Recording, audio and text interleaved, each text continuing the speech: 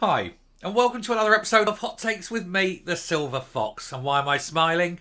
Because it is the Penny Mordaunt video. I usually do this on a Thursday because obviously that's when Penny has her weekly attack of the gnats. Unfortunately, because I did an early start yesterday, I was actually finished and finished my main sort of recording period before this story came out. So I knew I'd have to do it today. So I thought I'd wait till lunchtime.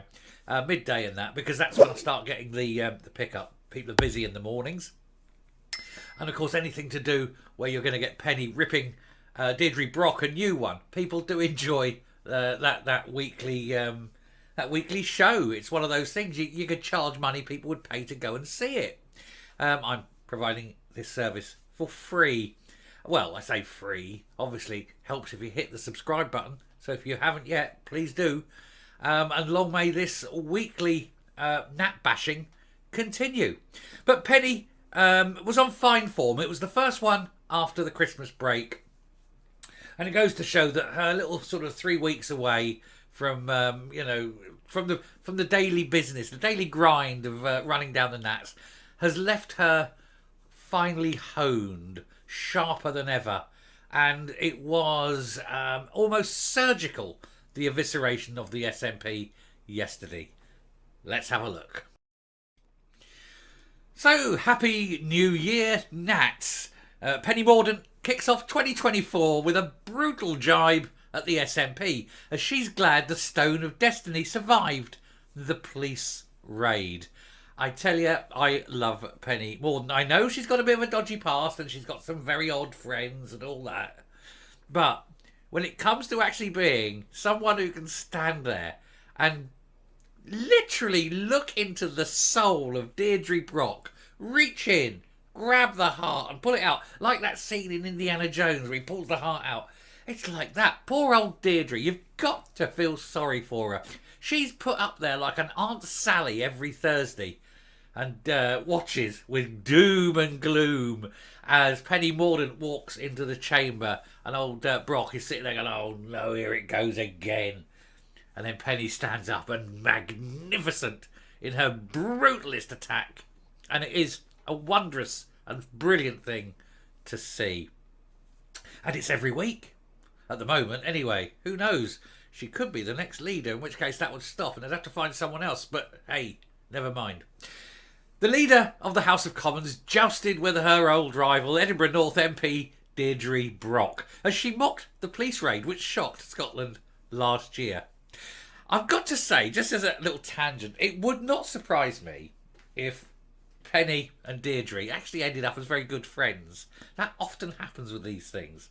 And I think it's one of those things they could actually end up as very good friends simply over the banter. But Penny is marvellous, isn't she? Anyway, Penny Mordaunt wished the Nats a very happy new year. Very nice of her, I think. As she kicked off January with the brutal Operation Branchform related jibe at her regular SNP opponent, Deirdre Brock. The leader of the House of Commons took her place for the first business questions of the year and easily dealt with criticism from the Edinburgh politician. Well, it shouldn't be too hard. Poor old Deirdre hasn't got much of a chance, really, has she? Miss Brock boasted about the Scottish Government's Gender Pay Gap Action Plan, which she claimed played a huge role in the news that women's weekly full-time pay had risen more than 10% in the last year. She then accused Westminster of not acting to make workplaces fairer, especially during the cost of living crisis. The Nat MP also asked Miss Mordaunt to respond to reports in the UK government blocked a minority ethnic woman from joining the board of Channel 4 without offering a reason, and what action she took in response to recent comments by the Home Secretary and whether she will condemn them now. This, of course, was in reference to Jane Cleverly joking about spiking his wife's drink with a date R drug to help her sleep.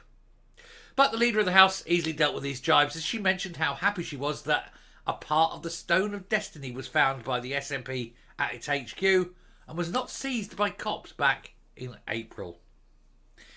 Now, of course, actually, as an aside on that, remember that somebody accused Alex Salmond of actually stealing it. Which turned out to be not true, but then wild accusations of thievery are often levelled whenever the SNP is mentioned. So having one going the other way, a bit surprising, but we shouldn't be too concerned about it. Anyway, she said, I will conclude by adding some further good news about Scotland, which I hope the Honourable Lady will welcome. She said, I'm delighted that part of the Stone of Destiny has been recovered from the SNP headquarters. I'm sure that is a great relief to all members. It is easy to lose things, I know, like a couple of billion quid from your budget. But I'm sorry to hear that the SNP has taken as much care of it as it has of the steward of Scotland's public services. Happily, the Tupperware container it was stored in protected it during its stay and the police raids on those premises. I joined my Scottish colleagues in encouraging the SNP to find a more suitable home for it. There's the stone. Now, of course, it was a bit that was chipped off after it was stolen back in 1950. And then they for some reason, turned it into a piece of private property and gave it to Alex Salmon. Alex Salmon had it like a paperweight on his desk for years.